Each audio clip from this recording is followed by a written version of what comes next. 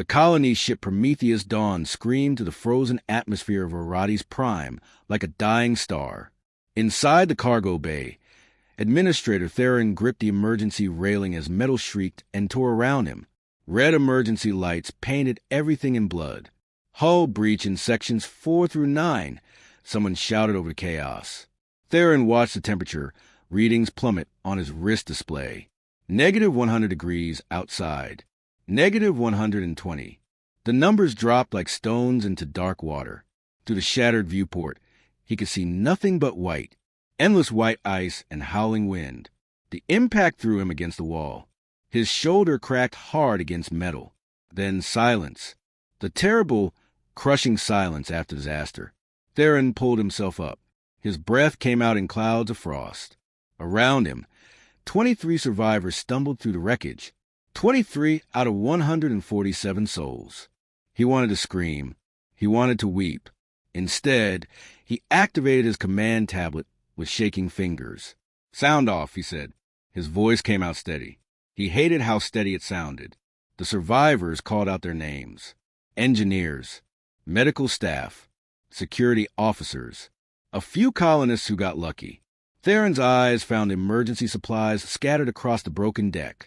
3 thermal suits, 5 protein packs, 2 emergency beacons. The calculations ran through his mind like ice water through his veins. The nearest human outpost was 800 kilometers away across a frozen wasteland.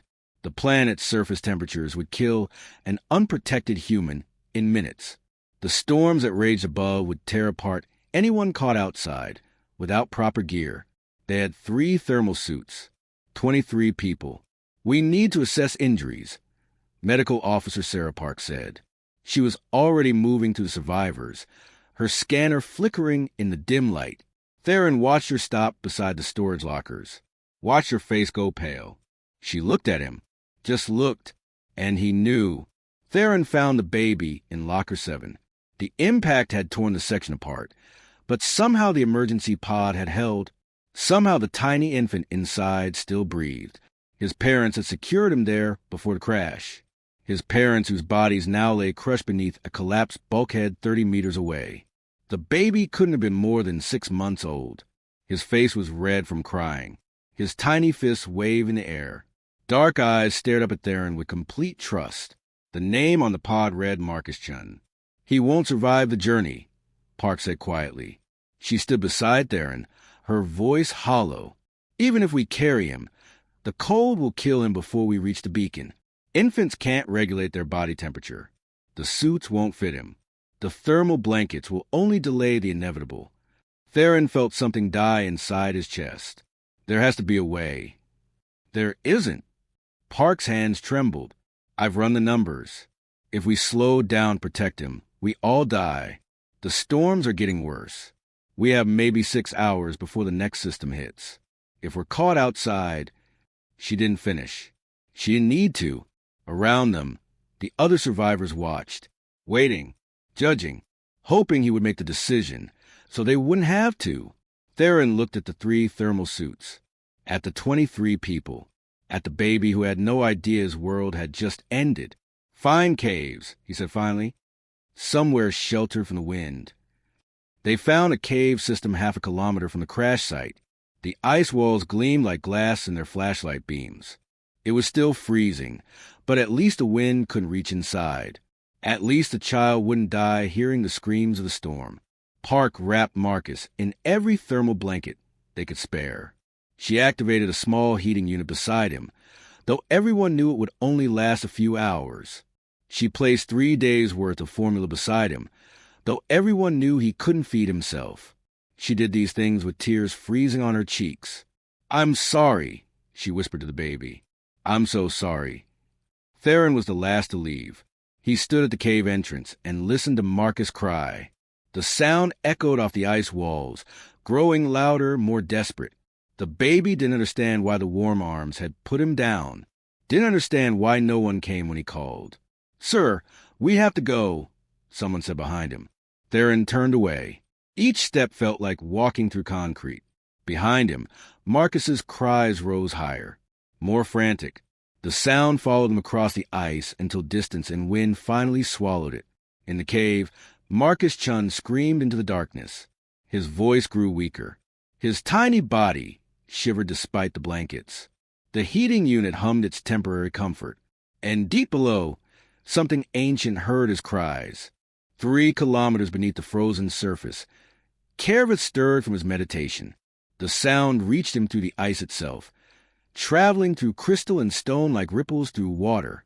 A cry, small, desperate, dying. In 3,000 years of solitude, he had never heard such a sound on this world. Kervith rose from his resting chamber, his massive form unfolding in the darkness. His body was neither flesh nor metal, but something between. Crystalline plates covered his frame, each one glowing with soft blue light. His wings stretched 20 meters from tip to tip. Translucent membranes shot through with veins of living ice. He was beautiful and terrible, ancient and alone. The DRA Zithians had once numbered in the billions across 100 frozen worlds. Now Kervith knew of only 12 others, scattered across the galaxy, each one guarding their chosen planet in eternal isolation. It was their way. It was their burden. They had watched empires rise and fall. They had seen species bloom and die like flowers in spring. They did not interfere. They only observed. But that sound, that tiny, desperate sound. Kervith moved through his sanctuary with fluid grace despite his size. The walls around him were not carved but grown, crystal formations that had taken centuries to shape. Libraries of data crystals lined the corridors, holding knowledge from civilizations that had turned to dust before humans learned to walk upright. He passed them all, following the sound that called to something deep in his ancient heart. He reached the planet's crust in minutes, his body phasing through ice as easily as wind through air. The DRA Zithians had evolved in worlds like this. Ice and stone were no barrier to them. He emerged in a cave system near the surface and felt the bitter cold even he found uncomfortable. The heating unit had died. The thermal blankets had failed. The baby lay motionless in the darkness, his skin blue, his breathing so shallow it barely moved his chest. Kervith approached slowly. He had seen humans before in his long watch of the galaxy. They were young as species went, barely 10,000 years old. But they were remarkable. They spread across hostile worlds with determination that amazed him. They built and fought and loved with an intensity that burned like stars. This one was so small, so fragile. Kervith extended one crystalline talon and gently touched the infant's chest. The child's heart still beat, though slowly, still fighting. Even at the edge of death, this tiny human still fought to live. "Your kind does not surrender easily," Kervith said softly. His voice rumbled like distant thunder, though no one was there to hear. "Even the smallest of you burns with such fierce light." He made his decision in that moment. 3,000 years of non-interference ended with a dying baby's last heartbeat. Kervith gathered the child carefully in his talons and descended back into the deep ice. In his sanctuary, he placed Marcus in a stasis chamber filled with warm liquid that would stabilize his failing body. The child's eyes opened briefly, unfocused, seeing nothing. Then they closed again. For 3 days and nights, Kervith worked. He used technology that humanity would not discover for 1,000 years.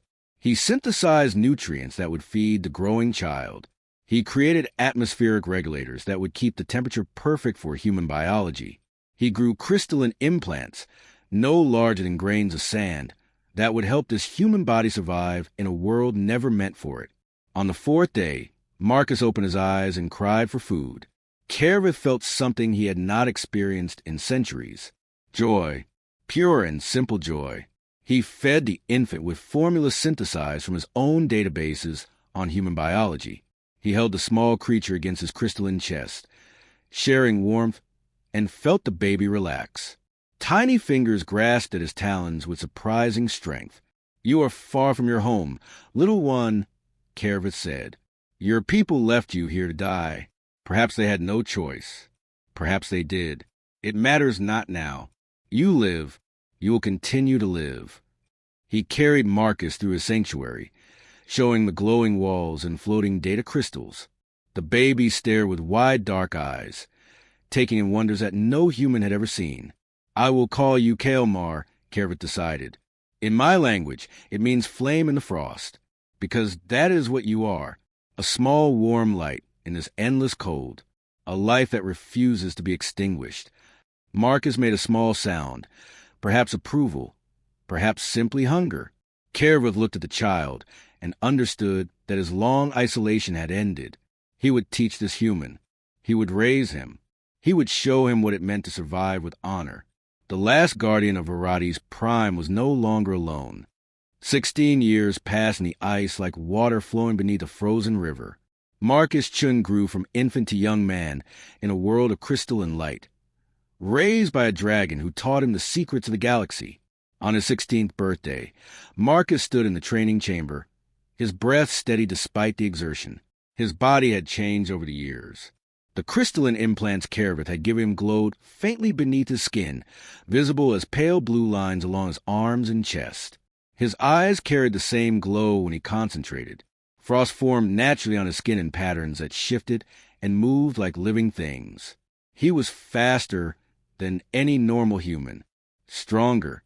His body regulated temperature in ways that would make scientists weep with envy.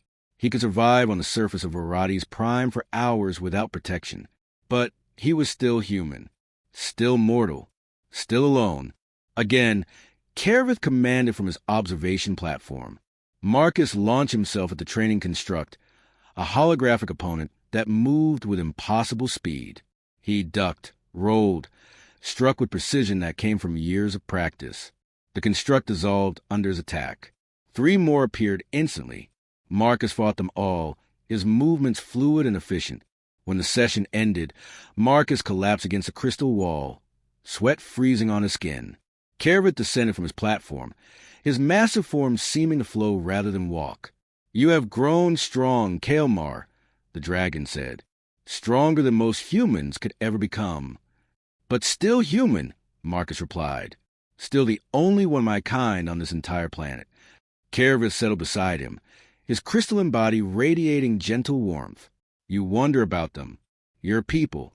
You always have." Marcus nodded. He had spent 16 years studying humanity through Kervit's vast archives. He knew their history better than most humans alive. He had watched recordings of Earth, of the colony worlds, of the great ships that sail between stars.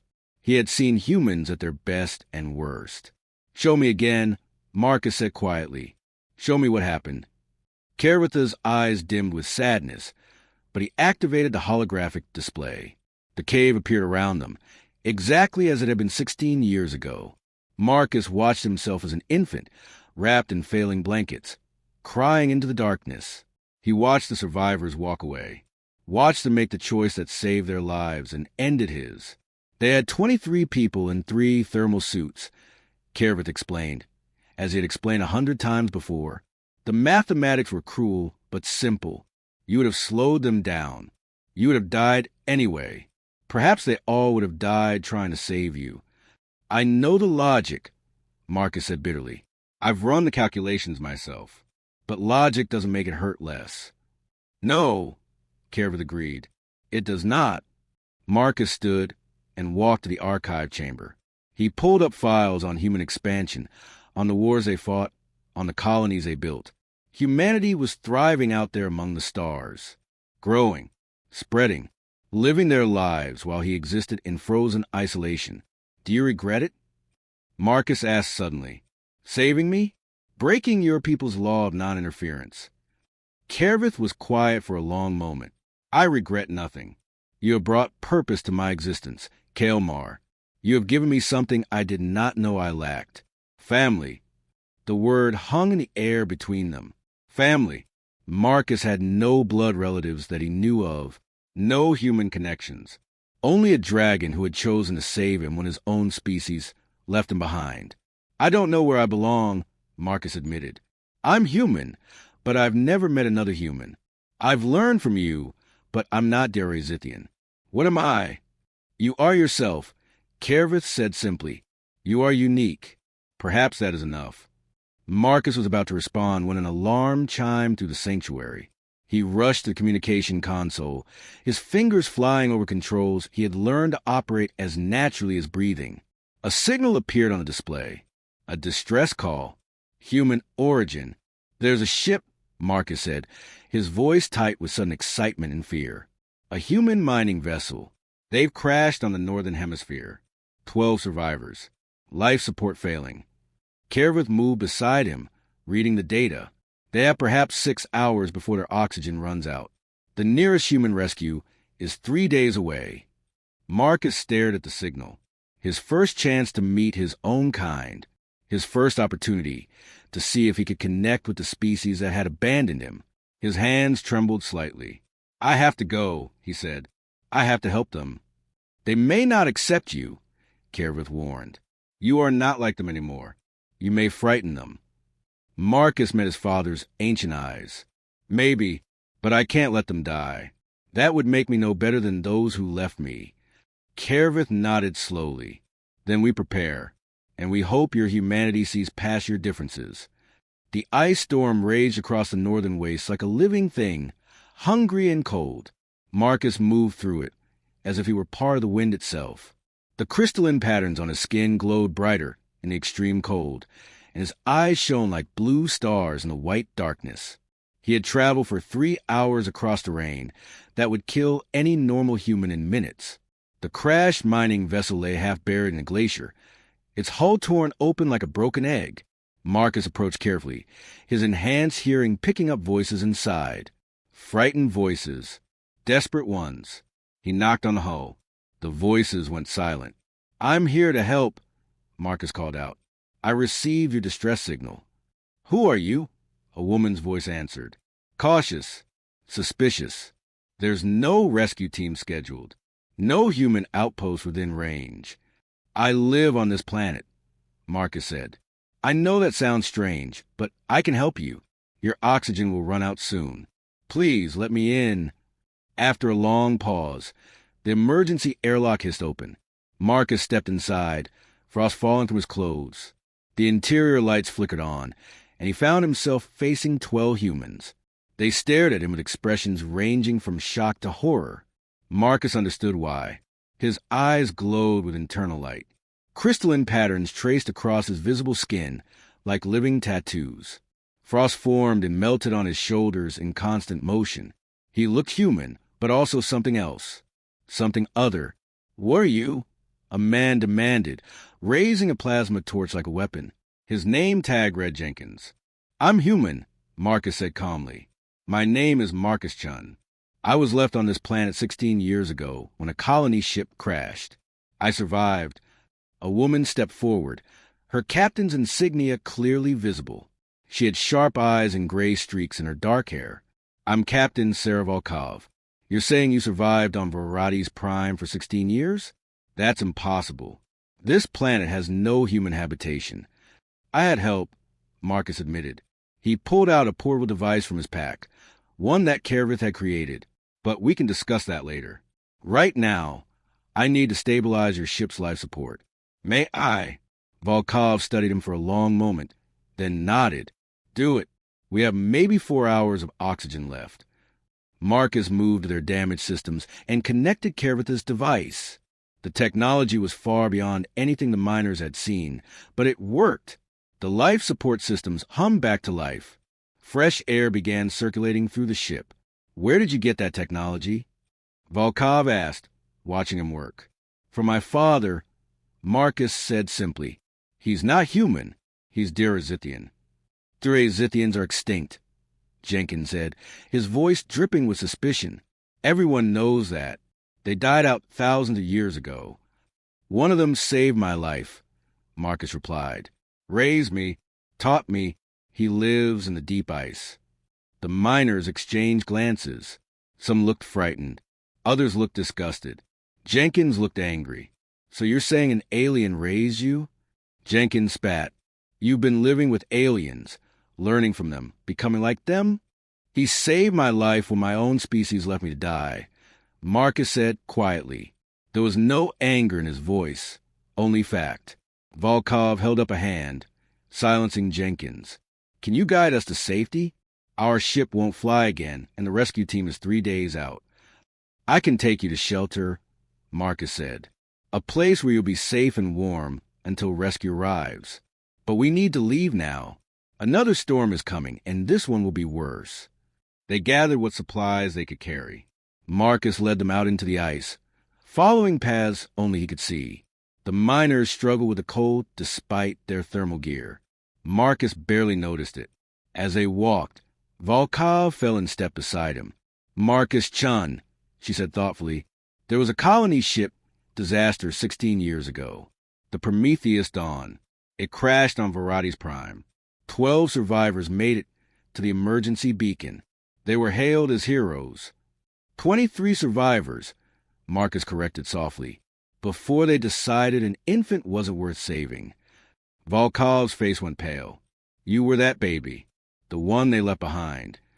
"Yes. They said you died in the crash, that there was nothing they could do." Marcus looked at her with his glowing eyes. "They lied. To themselves. To everyone. They made a choice, and I understand why. But don't call them heroes for leaving me to freeze."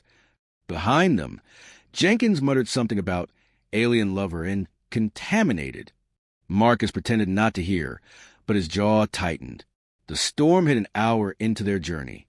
Marcus guided them to an ice ridge that provided shelter, but it wasn't enough. The wind howled like a demon, and the temperature dropped even further. Then the frost wraiths came. The frost wraiths emerged from the storm like nightmares made of ice and hunger. They were 3 meters tall, their bodies translucent and shifting, with claws that could tear through steel. They hunted by sensing heat, and 12 terrified humans were like beacons in the frozen darkness. Marcus moved before anyone could scream. He placed himself between the miners and the creatures, his body shifting into a combat stance Kervit had drilled into him for years. The crystalline patterns on his skin flared bright blue, and his eyes blazed with inner light. The first wraith lunged. Marcus ducked under its claws and struck its core with precision, shattering the ice creature into 1,000 fragments. 2 more attacked from different angles. He spun, kicked, moved with speed that seemed impossible. The miners watched in stunned silence as this strange human-not-human fought monsters with his bare hands. When the last wraith fell, Marcus stood breathing heavily, frost covering his arms. "We need to move. Now. Their death cries will attract more." Jenkins raised his plasma torch, pointing it at Marcus instead of the darkness. "How do we know you're not leading us into a trap? How do we know your alien master didn't send those things?" "Put that down," Volkov ordered. "He's not human anymore." Jenkins shouted. "Look at him. Those things in his skin. Those glowing eyes. He's been contaminated. Changed. We can't trust him." Marcus stood very still. "I saved your lives. Twice now. Maybe you're just keeping us alive to deliver to your alien friends," Jenkins said. Several other miners shifted nervously, clearly torn between gratitude and fear. Volkov stepped between them, her voice hard as ice. "Jenkins, stand down. That's an order. He's a threat, Captain. You know it. You see it. He's more alien than human now." Marcus felt something break inside him. 16 years of isolation. 16 years of wondering if he would ever belong with his own kind. And this was his answer. Fear. Suspicion. Hatred. "Fine," he said quietly. "Stay here. Freeze. Die. I won't force you to accept help from something you find disgusting." He turned to walk away. Volkov caught his arm. "Wait. Please. We need you. I need you. Not everyone here is like Jenkins." Marcus looked at the miners. Some met his eyes with gratitude. Others looked away in shame. A few still watched him with fear. "My sanctuary is 3 hours from here," he said finally. "You'll be safe there until rescue arrives. But know this, you'll meet my father, the being who saved me when humans left me to die. If you can't accept that, then yes, you should stay here." They followed him. Even Jenkins, because the alternative was death. Kervitha's sanctuary took their breath away. Crystal chambers glowed with soft light. Technology beyond their understanding hummed quietly in the walls. And at the center of it all, Kervith himself emerged, massive and magnificent and terrifying. The miners backed away instinctively. Volkov stood her ground, though Marcus could see her hands trembling. "Welcome. Kervith said, his voice like distant thunder. "You are safe here. I will repair your injuries and prepare your vessel for departure when rescue arrives." Over the next 2 days, the miners experienced Darizethian hospitality. Medical technology healed injuries that should have taken months to recover from. Food synthesizers created perfect nutrition. The sanctuary maintained ideal temperature and atmosphere. Slowly, fear gave way to wonder. Marcus showed them the archives, the history of species that rose and fell before humanity existed. He showed them what the Darizethians had been and what they had lost. Some miners began to see him differently, not as contaminated human, but as a bridge between worlds. On the 3rd day, the rescue fleet arrived. But it wasn't just a rescue team. It was a military fleet led by Admiral Chun, Marcus's uncle, though neither had known the other existed. The Admiral demanded entry to the sanctuary. When Kervith refused to allow armed soldiers inside, tensions escalated. Marines took positions outside. Weapons charged. A standoff on a frozen world over a boy who shouldn't exist. Marcus walked out alone. He stood in the ice between 2 species, between 2 worlds, and made his choice. 16 years ago, you left an infant to die in a cave, he called out, his voice carrying across the ice. The colony's ship Prometheus Dawn. 23 survivors decided one baby wasn't worth the risk. That baby was me. He transmitted the records to every ship in the fleet. Images of that day. The cave. The choice. The abandonment. Admiral Chen's face appeared on the communication screen. He looked old suddenly. Broken. "Marcus Chun, my brother's son. We thought you died. We had to believe you died." "You chose to believe it," Marcus said, "because the truth was too heavy to carry." The Admiral's hands shook. "What do you want? Revenge? Justice?" "I want you to leave my father alone," Marcus said simply. "Kervith saved me when humanity discarded me. He gave me life, knowledge, purpose. He is not your enemy. And neither am I." Volkov's voice joined the transmission. "Admiral, I've spent 3 days in that sanctuary. The Drazithians have technology centuries ahead of ours. They could have destroyed us or enslaved us millennia ago. Instead, they chose to watch, to wait, to not interfere, except when one of them found a dying human baby and couldn't walk away." Marcus felt Kervith's presence behind him, massive and protective. He felt the weight of the human fleet ahead, and he knew what he had to do. "I'll be your bridge," he said, "between humanity and the Drazithians, between what we are and what we could become. But on one condition, no more abandoning those who need us. No more choosing who deserves to survive. We're better than that. We have to be." The Admiral was silent for a long moment. Then he nodded, tears freezing on his weathered face. "Agreed. Welcome home, Marcus. However you define home now." Marcus looked back at Kervith, then forward at the human ships. He stood between 2 worlds, belonging fully to neither, but carrying the best of both. "Home," he said softly, "is wherever you choose not to abandon your family." 5 years later, Marcus Chin walked the corridors of the first human Drazithian embassy, built on Borati's Prime. He taught orphan children and outcast adults that survival meant more than just staying alive. It meant keeping your humanity even when humanity had failed you. In the deep ice, Kervith watched his adopted son with pride. The flame in the frost still burned bright, warming 2 civilizations with its light. And on a memorial wall outside the embassy, a simple inscription read, "They left him behind. He came back anyway. Not for revenge, but for connection. That was a human way. After all, to survive, to adapt, to reach across the darkness and refuse to let go."